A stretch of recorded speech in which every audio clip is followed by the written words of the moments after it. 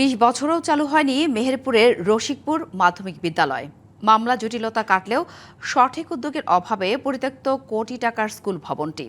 স্কুলের অভাবে আশপাশের গ্রামের শিক্ষার্থীরা যাচ্ছে দূরের শিক্ষা প্রতিষ্ঠানে।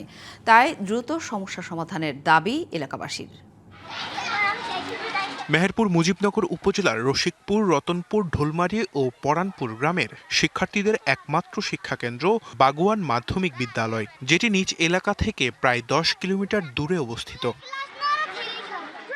প্রতিমধ্যে থাকে সড়ক দুর্ঘটনার ঝুঁকি আর বখাটেদের উৎপাত। অথচ গ্রাম থেকে 1 কিলোমিটার দূরে পরিত্যক্ত পড়ে আছে সরকারি স্কুল ভবন।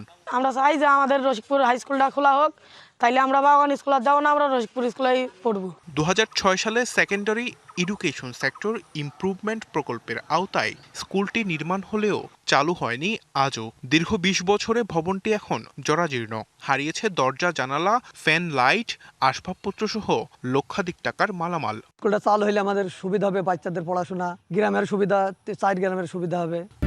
Lily whip chia mystic glowing body wash, secret two ultimate glow.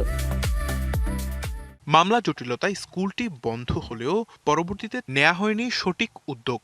এটা কাগজ ওরা এগ্রিমেন্ট করে নিল। তা আমি বলছি আমার সম্মুখে কোনো জিনিস একটা ধরতে হবে, তুলি ধরতে হবে।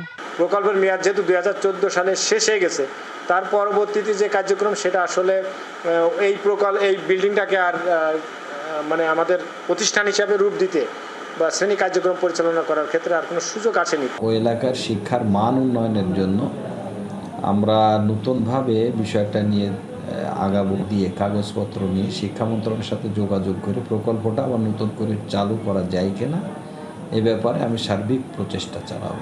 জমিসহ স্কুল ভবনটি নির্মাণ ব্যয় ধরা হয়েছিল 85 লাখ টাকা। DBC news desk.